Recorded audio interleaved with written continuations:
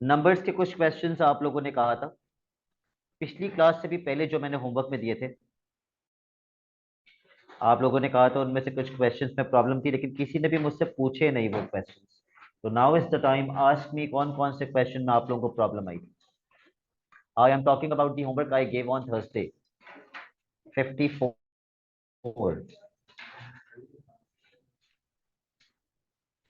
Okay, ये वाला question हमने नहीं किया था।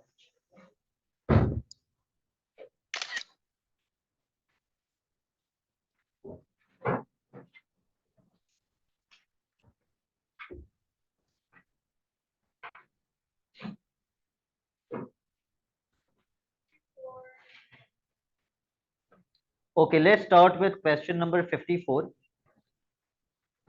पढ़ लीजिए क्वेश्चन जल्दी से।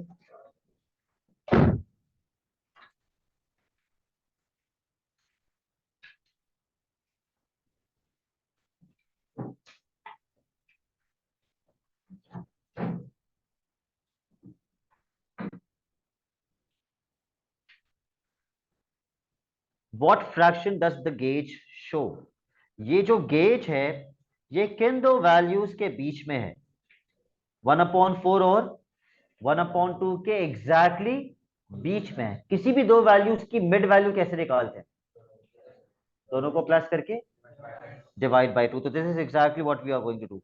हम इन दोनों को प्लस करेंगे और पे डिवाइड बाई टू कर देंगे। 1/4 प्लस 1/2 डिवाइडेड बाई टू मैं कहां लिखूं? आप यहां ब्रैकेट लगा के प्लस कर लीजिए और आखिर में डिवाइडेड बाई टू लिख लीजिए। तो इनको प्लस करने के लिए मुझे ब्रैकेट के अंदर क्या लेना पड़ेगा? 2 और 4 का एलसीएम बच्चे कहते हैं 8। It is not 8। 2 और 4 का एलसीएम 4 होता है। कैसे, अभी चेक कर लेते हैं जी। हो गया था आपसे? तो फिर आप ना करें, जिनसे नहीं हुआ था वो अभी कर लें। इन दोनों को मल्टीप्लाई करेंगे तो एलसीएम आ जाएगा 4। अगर मेरा एलसीएम 4 आ रहा है तो पहले डिनोमिनेटर को किससे मल्टीप्लाई करेंगे? 1 से। तो न्यूमरेटर को भी 1 से। लेकिन दूसरे डिनोमिनेटर को किससे मल्टीप्लाई करेंगे? 2 से। तो न्यूमरेटर को भी 2 से। आई होप अब तक सबको ये पता है कि ये मल्टीप्लिकेशन कैसे कर रहा हूं। अच्छा, तो ये बन जाएगा 1+2 डिवाइडेड बाई 2। यस, ये बन जाएगा 3/4। अब ये जो डिवाइडेड बाई 2 है हुजैफा, इसका क्या होगा? कर लिया ब्रैकेट सॉल्व मैंने। मल्टीप्लाई बाय क्या कर देंगे? रेसिप्रोकल होके क्या हो जाएगा? 1/2। तो क्या ये क्रॉस मल्टीप्लाई होगा? नहीं, ये क्रॉस मल्टीप्लाई नहीं होगा, ये स्ट्रेट मल्टीप्लाई होगा। 3 1 से मल्टीप्लाई हो जाएगा, 4 2 से मल्टीप्लाई हो जाएगा। कब क्रॉस मल्टीप्लाई होता है? जब बीच में कौन सा साइन हो? इज इक्वल टू का। Okay, so 3 multiply by 1 is 3 and 4 multiply by 2 is 8। तो हमारा आंसर आएगा 3/8।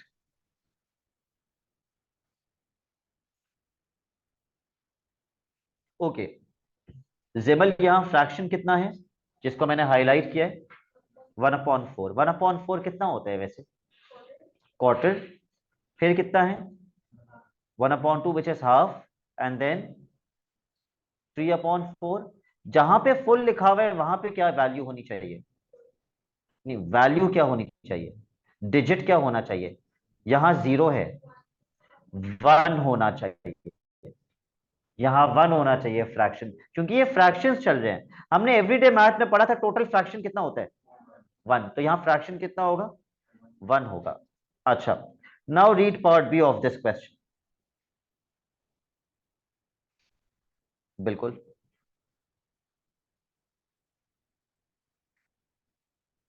5 क्या आप मुझे बता सकते हैं इसकी क्रॉस मल्टीप्लिकेशन क्या होगी? मैं आपको दो हेडिंग्स भी बता देता हूं। एक हेडिंग फ्रैक्शन की बनेगी और एक हेडिंग लीटर्स की बनेगी। Okay, the tank holds 48 litres when it is full. तो आपने क्या बोला? लीटर्स में 48 आएगा और फ्रैक्शन में 1 आ जाएगा। What is the question asking us to find? कौन से लीटर्स?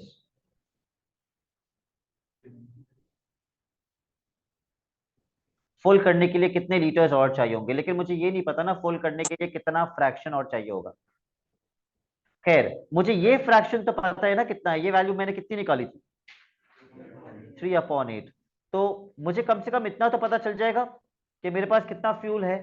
अगर मैं फ्रैक्शन में 3/8 लिख दूं और लीटर्स में एक्स लिख दूं, कैन आई फाइंड इस वक्त गाड़ी में कितना लीटर्स ऑफ फ्यूल है? क्रॉस मल्टीप्लाई कीजिए।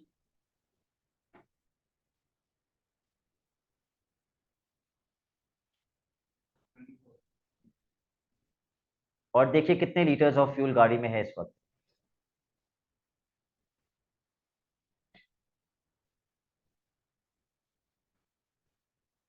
48 मल्टीप्लाई बाई 3/8, 8 के टेबल से 48 कैंसिल कर दीजिए। How many litres of fuel is there in the tank? 18 litres. तो नाफिया अगर इस वक्त गाड़ी में 18 लीटर्स है, तो कितना ऑल फ्यूल चाहिए गाड़ी का टैंक फुल करने में? यस, किस में से क्या माइनस कर देंगे? टोटल कितने लीटर्स आते हैं? 48, और इस वक्त 18 है गाड़ी में। 30 लीटर्स और चाहिए होगा to fill the tank. Tell me the next question you were unable to solve. मैंने होमवर्क में दिए थे बहुत सारे क्वेश्चंस। कनीज फातिमा, आपको वॉइस पे बताना पड़ेगा, I can't keep on opening the chat.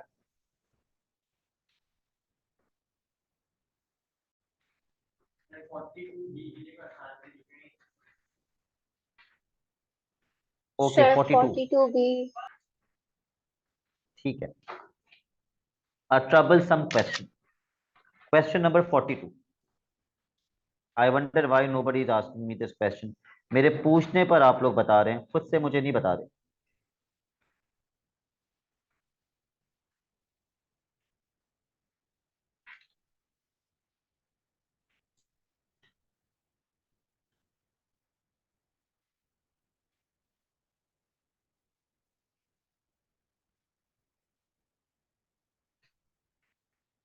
इस वैल्यू को मैं यहां पे थोड़ा बड़ा करके लिख रहा हूं। 68.2 multiply by 0.235 is equal to 16.027।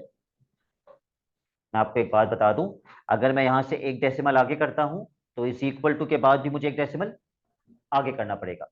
अगर मैं यहां से एक डेसिमल पीछे करता हूं तो इस इक्वल टू के बाद भी मुझे एक डेसिमल पीछे करना पड़ेगा। जो ऑपरेशन लेफ्ट पर होगा वही ऑपरेशन राइट पे होगा। Okay, let's try to find out the first answer.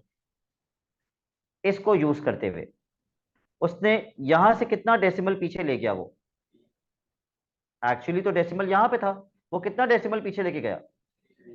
एक, दो, 3 डेसिमल पीछे लेके गया। दिमाग में रखना, 3 डेसिमल पीछे ले गया वो। What about this?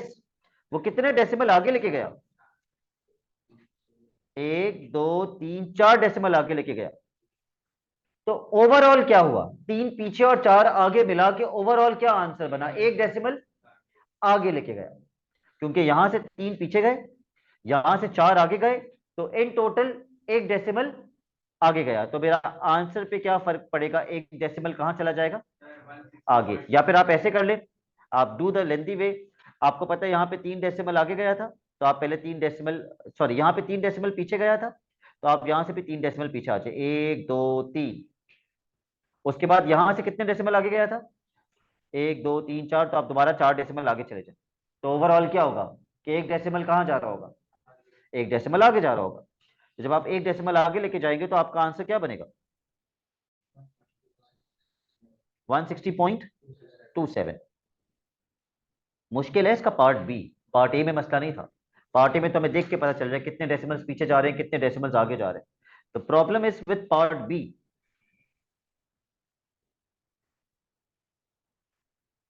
This divided by this, ये कहां से आ गया?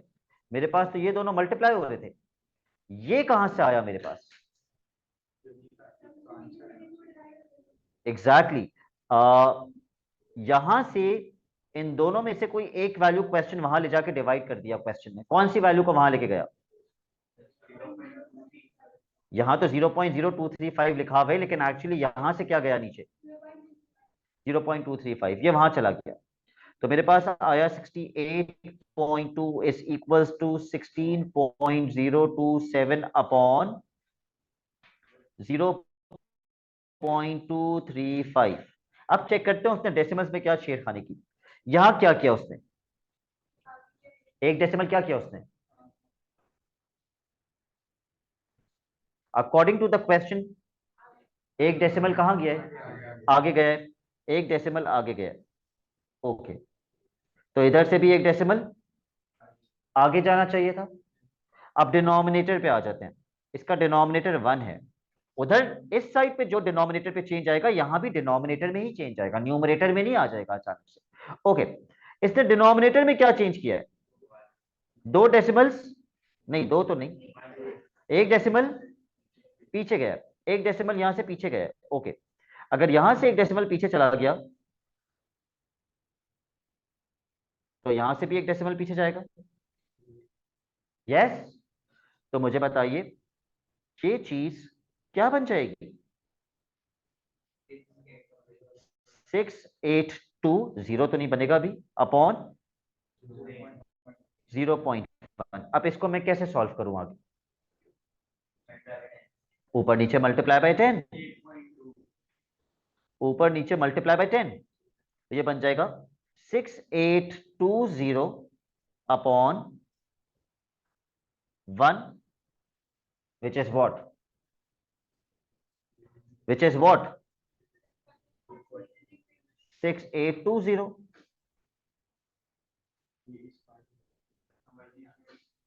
अच्छा, मैं दोबारा समझा देता हूं। ये वाला जो पार्ट है थोड़ा सा मुश्किल है, आई अग्री। इस पार्ट के अंदर जो क्वेश्चन मुझसे कह रहा है, वो मुझसे मांग रहे हैं 160.27 अपॉन 0.0235 की वैल्यू। पहले तो आपने ये सोचना है ये फ्रैक्शन आया कहां से, सवाल को देख के बताइए ये फ्रैक्शन आया कैसे। उसने क्वेश्चन में क्या चेंजेस किए, वो यहां से एक टर्म ले जाके उसने वहां क्या कर दी, डिवाइड, तभी कुछ ऐसा मिलेगा ना मुझे। अच्छा, तो मैं भी डिवाइड कर देता हूं इस टर्म को ले जाके वहां पे, तो ये बनेगा 68.2 इज इक्वल टू, आप देखिए क्वेश्चन में बताया हुआ है, नीचे क्या आ रहा है, नीचे क्या आ रहा है 0.0235, तो यही नीचे आएगा ना, ये 68.2 थोड़ी चला जाएगा नीचे, फिर ये थोड़ी डिवाइड हो रहा होगा। अच्छा, अब मैं क्वेश्चन से कंपेयर करता हूं, मैं ये क्वेश्चन दोबारा लिख लेता हूं यहां पे। तो क्वेश्चन इज 160.27 डिवाइडेड के बजाय मैं अपॉन लिख रहा हूं 0.0235। Let's see what changes have been made. Question में और आंसर में क्या चेंजेस हैं। क्वेश्चन मुझसे कह रहे हैं ये होना चाहिए, 160 होना चाहिए। तो 160 बनाने के लिए मुझे इस डेसिमल को कहां ले जाना पड़ेगा, एक डेसिमल कहां ले जाना पड़ेगा, आगे। तो अगर मैं यहां पर एक डेसिमल आगे लेके जा रहा हूं तो लेफ्ट हैंड साइड पे भी मुझे एक डेसिमल आगे लेके जाना पड़ेगा। ये तो न्यूमरेटर की सेटिंग पूरी हो गई। अब आते हैं डिनोमिनेटर पे। अकॉर्डिंग टू द डिनोमिनेटर जोनेरा क्या चेंज आया है,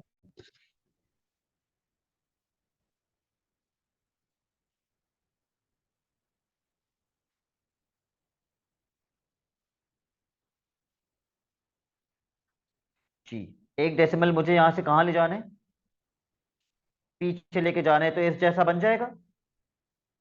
ओके, तो एक डेसिमल में पीछे ले गया, तो अगर मैं डिनोमिनेटर में एक डेसिमल पीछे लेके गया हूं तो लेफ्ट हैंड साइड पे क्या चेंज आएगा,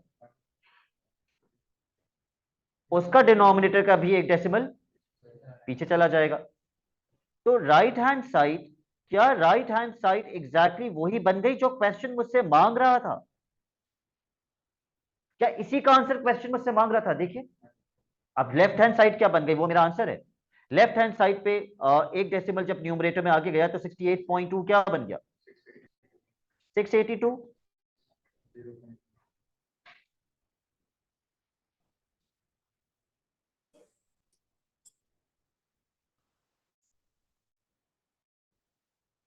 तो न्यूमरेटर बन जाएगा 682। डिनोमिनेटर जब एक डेसिमल पीछे जाएगा तो डिनोमिनेटर क्या बन जाएगा,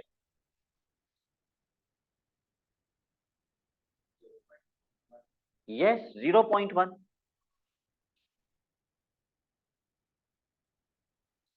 682/0.1, this is my answer. But the problem is कि आगे सिंप्लीफाई हो सकता है। कैसे सिंप्लीफाई हो सकता है? मुझे ऊपर नीचे क्या करना पड़ेगा? मल्टीप्लाई बाय 10 करना पड़ेगा। नहीं छोड़ सकते आप, फ्रैक्शन में कभी भी डेसिमल नहीं लिख सकते, ठीक है? Your fraction can never be a decimal. 6820/1 which is 6820।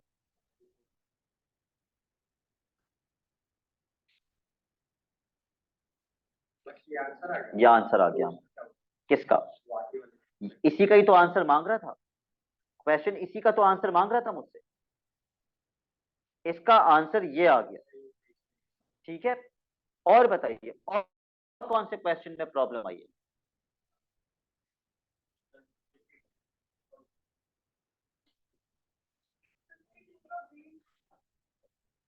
Forties में बताइए, पहले फोर्टीज में किस क्वेश्चन में और प्रॉब्लम है? 40, 44।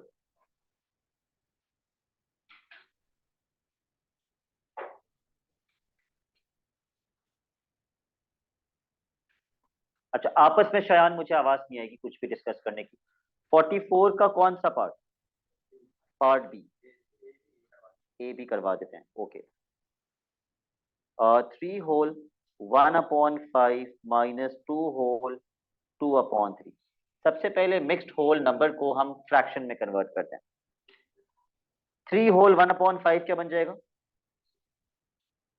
16/5। आई होप सबको कन्वर्ट करना आता है, अगर नहीं आता तो बताओ तो मैं रिपीट कर देता हूँ।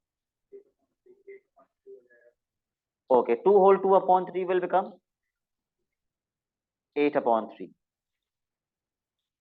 5 और 3 का एलसीएम,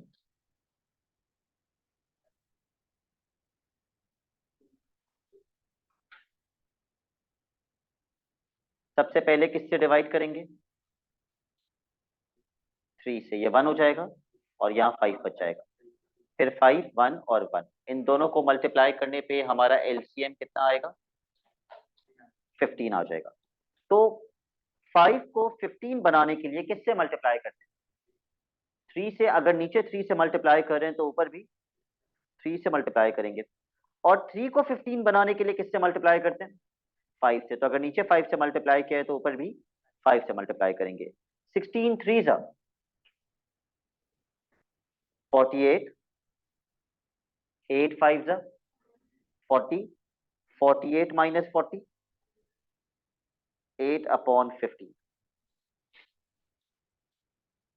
अच्छा, पार्ट बी बेसिकली इंडेसिस का है, उसको यहां नहीं होना चाहिए था, लेकिन वो पास पेपर्स क्योंकि डाले हैं तो उसमें पार्ट बी पास पेपर्स में तो आ सकता है ना। मैंने अभी आपको इंडेसिस नहीं करवाया, बट इतना मुश्किल भी नहीं है। 4 को मैं 2 की पावर क्या लिख सकता हूं?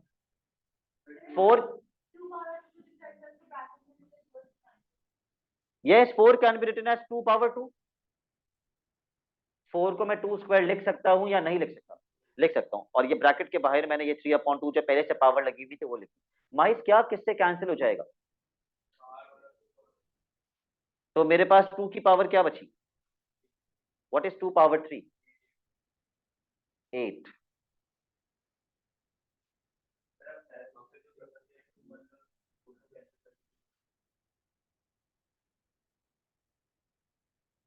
ये कौन सी मैथ है? नो, वो बाय चांस सही आ रहा है, ये कोई मैथ नहीं है। हाँ, कुछ बच्चे गलती ये करते हैं, वो इसको 4 होल 3/2 समझते हैं। ये मिक्स्ड होल नंबर नहीं है, ये पावर है, 4 की पावर है 3/2। It is not 4 whole 3/2। अगला क्वेश्चन बताइए 40, इसमें और कोई क्वेश्चन है? 48।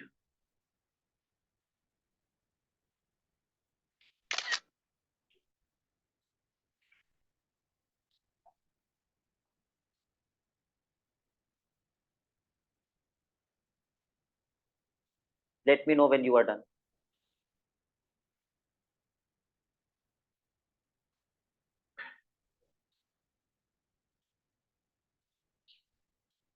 Alright, part A. 9 और 4 का क्या लेना पड़ेगा? 9 और 4 का एलसीएम 36 आएगा। वो मैं आपको निकाल के भी दिखा देता हूँ।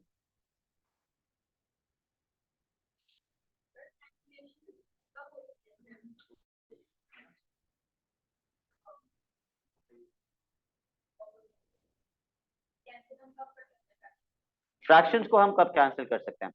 ऊपर नीचे तो हमेशा कैंसिल कर सकते हैं, हमेशा। ठीक है, अगर बीच में प्लस का साइन है तो क्रॉस में कैंसिल नहीं हो सकता। क्रॉस में कैंसिल कब हो सकता है? जब बीच में कौन सा साइन हो? मल्टीप्लीकेशन का। लेकिन ऊपर नीचे भी अगर ऐसे लिखा हुआ है, क्या मैं 2 को 2 से कैंसिल कर सकता हूं? नहीं, क्योंकि बीच में साइन कौन सा है? प्लस का। लेकिन अगर ऐसे लिखा हुआ है, क्या अब मैं 2 को 2 से कैंसिल कर सकता हूं? बाहर वाले 2 को कर सकता हूं, अंदर वाले को नहीं कर सकता कैंसिल। ठीक है ताहा? ओके।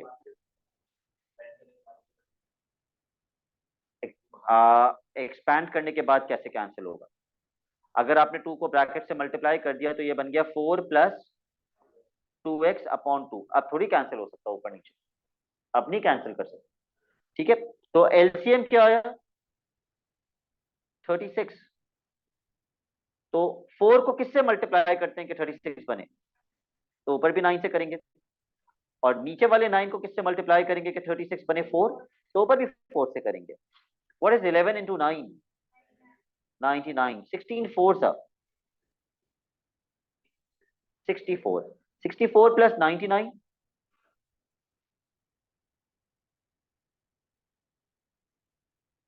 163। अच्छा, अब ये किसके टेबल से कैंसिल हो सकता है? 3 के टेबल से? नहीं, ओके, ये कैंसिल ही नहीं हो सकता। So this will be our answer. Part B, सबसे पहले क्या करेंगे? 7 को किससे मल्टीप्लाई कर देंगे? ये दूसरा वाला है। 0.7 तो एज इट इज रहेगा। Do you all agree? Minus का साइन भी एज इट इज रहेगा। इन दोनों को मल्टीप्लाई करेंगे। 0.1 मल्टीप्लाई बाय 3। सबसे आसान तरीका क्या बताया था? 1 को 3 से मल्टीप्लाई कर दो, 3 बन गया। डेसिमल के राइट पे कितने डिजिट्स हैं? एक। तो एक डेसिमल कहां शिफ्ट होगा? आगे नहीं कहते इसको, ये पीछे शिफ्ट होगा डेसिमल। तो आंसर क्या बनेगा? 0.3। Sameer, what is 0.7 minus 0.3? 0.4। इसके दोनों पार्ट्स आसान थे, इसमें तो कुछ भी मुश्किल नहीं था। और बताइए कौन से क्वेश्चन में प्रॉब्लम है? 53। ओके, यस, इसमें प्रॉब्लम होना चाहिए था, ये मैंने क्लास में नहीं करवाया था। ओके, 53 का पार्ट ए।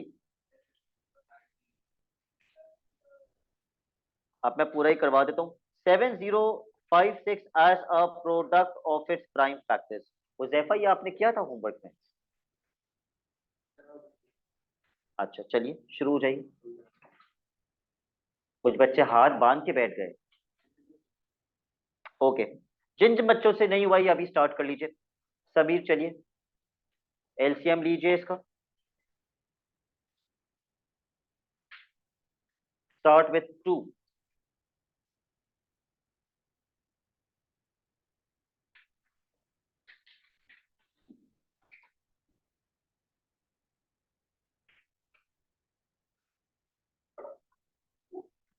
बताइए शायान खान, किस तरह डिवाइड होगा? 2 7 लिखा हुआ है ना, तो मैं नीचे क्या लिखूं? 2 2 6 12 होता है। 2 3 6, 1 कैरी, क्या बन गया? 10। अब 2 2 5 10। अब 5 है ऊपर। 2 2 4, 1 कैरी। अब 2 2 8 16। अब मैं वापस 2 से कैंसिल करूंगा। स्क्रीन पे देखिए, 3 लिखा हुआ है। 2 2 4 8 होता है। मुझे 3 या 3 से छोटा नंबर चाहिए। किसको 4 बना दो? 2 के टेबल में 3 या 3 से छोटा नंबर कब आता है? टू वन जा तो वन लिखूंगा, टू वन जा टू, लेकिन थ्री था तो वन कैरी हो जाएगा। अब 15 बन गया ये। टू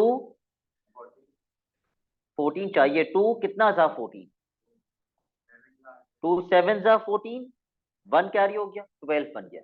टू सिक्स जा 12, फिर टू कैरी नहीं होगा, पूरा 12 कट गया टू से। टू फोर जा 8। अब दोबारा बताइए, अब टू के टेबल में 17 तो नहीं आता, 16 आते। टू एट जा 16, वन कैरी क्योंकि 17 था, अब 16 बन गया। टू एट जा 16, टू टू जा 4। अब दोबारा टू के टेबल से जाएगा, ठीक है। टू फोर जा 8, उसको भी 4 से, उसको 1 से। अब क्या टू के टेबल में जाएगा, आखिरी में 1 है, अगर आखिर में ऑड नंबर है तो टू के टेबल से नहीं हो सकता। अब आपको 3 से चेक करना पड़ेगा, and I am not sure कि 3 से कैंसिल हो गया या नहीं, लेट्स चेक। 3 वन जा 3, वन कैरी 14 बन गया। 3 फोर जा 12, कितना कैरी, 2 कैरी 21 बन गया। 3 के टेबल में 21 आता है। 3 7 जा 21। अब किसके टेबल से चेक करूंगा, क्यों 7, 3 के टेबल से क्यों नहीं, 3 से हो रहा है। 3 कितना जा 12, 3 फोर जा 12, कितना कैरी होगा, 2 27 बन गया। 3 9 जा 27।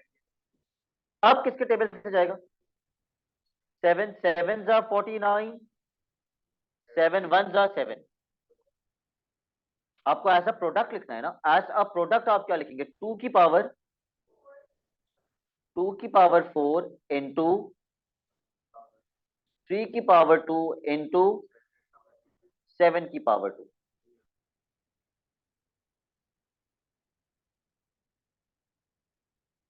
यह आपका पार्ट ए का आंसर है।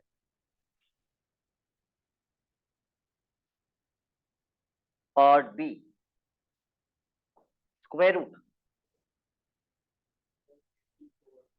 इब्राहिम ये हो गया था आपसे स्क्वायर रूट, कैलकुलेटर तो यूज नहीं किया था।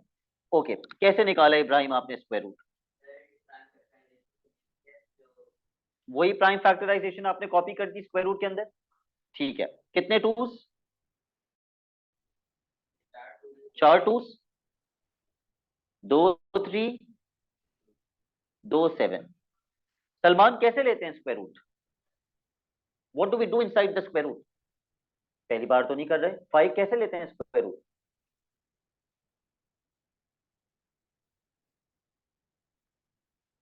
नाफे कैसे लेते हैं स्क्वायर रूट,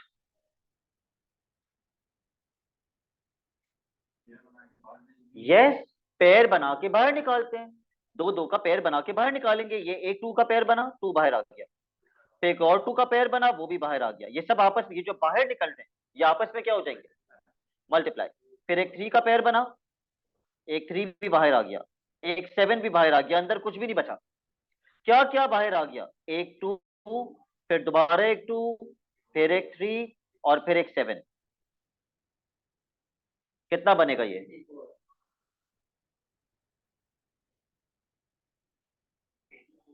84। लेकिन ये तो बहुत अफसोस की बात है कि सलमान ने बोला मुझे तो कोई आइडिया नहीं है सर, पेयर बना के बाहर कैसे निकाल, और ये पहली बार नहीं क्या हमने स्क्वायर।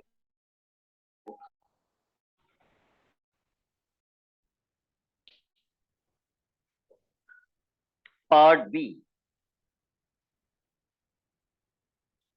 शेरोज पार्ट बी में स्क्वायर रूट के अंदर क्या लिखा हुआ है,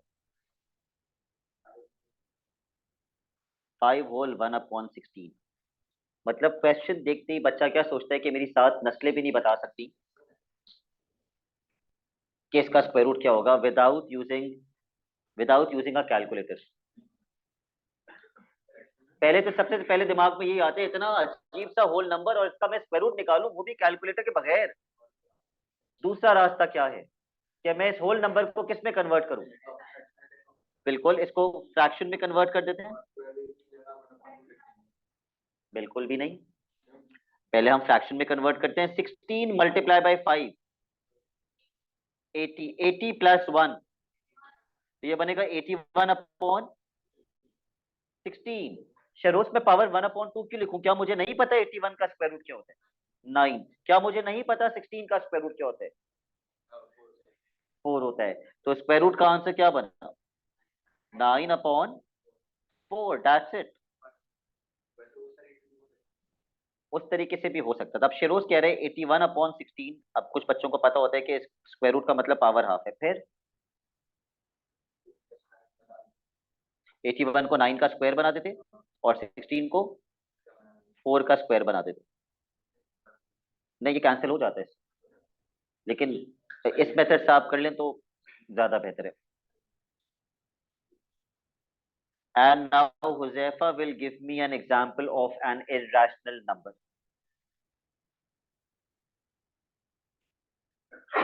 That's a very irrational answer.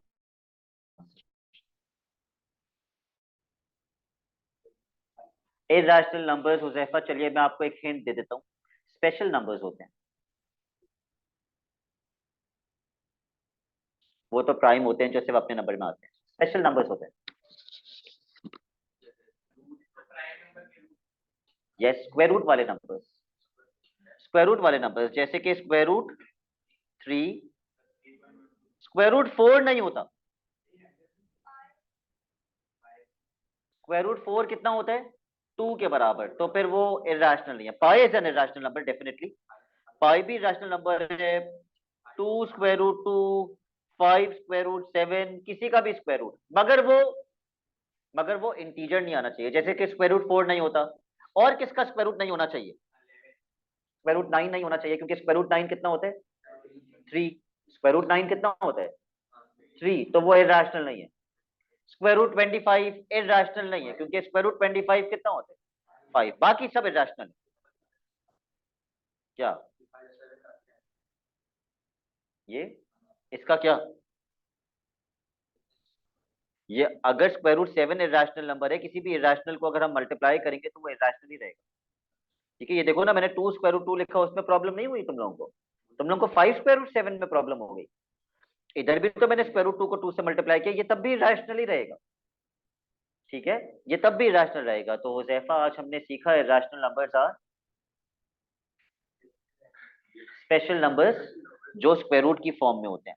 और सबसे फेमस इरेशनल नंबर कौन सा होता है? पाई। अगला क्वेश्चन जो नहीं हुआ,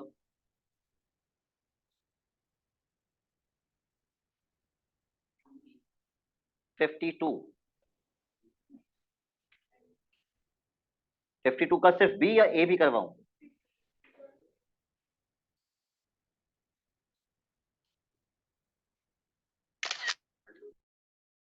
चलिए शेरो स्टार्ट कर लीजिए। 52।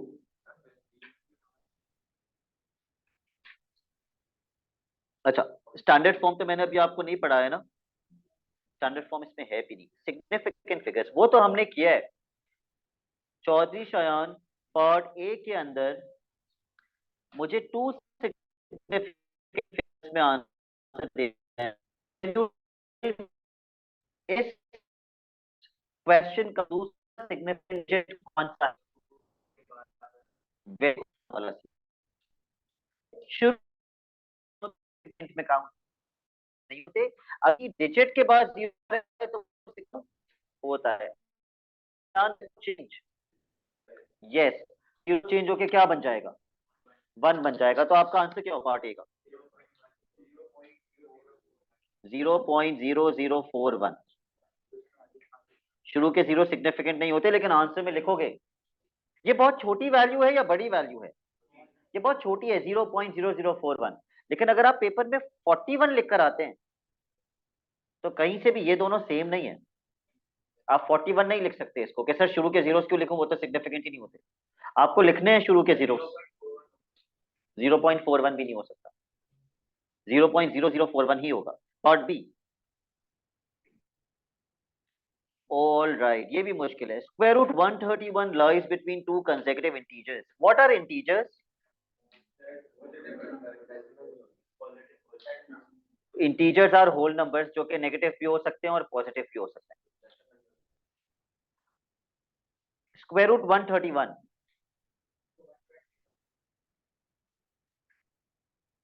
ये कह रहे दो दो नंबर्स के बीच में आता है ये। 11 का स्क्वायर रूट क्या होता है? 11 का स्क्वायर क्या होता है? 121। और 12 का स्क्वायर क्या होता है? इन दोनों के बीच में आता है ना, स्क्वायर रूट 131 इन दोनों के बीच में आता है या नहीं आता? Okay, complete the inequality below two with this integers. अच्छा, अब क्वेश्चन क्या था? क्वेश्चन ऐसा था, बताओ पहले ब्लैंक में क्या आएगा? 11। और दूसरे ब्लैंक में क्या आएगा? 12। 13 कैसे आएगा भाई? 12 आएगा। अच्छा, पार्ट सी मिस प्रिंट हुआ है। ओके, और बताओ और कौन सा क्वेश्चन है?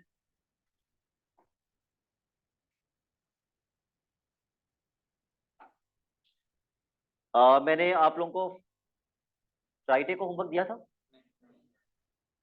सारे क्वेश्चंस हो गए थे हमारे क्या? तो और कोई इसमें नहीं है question? Are we done with all the queries? Okay,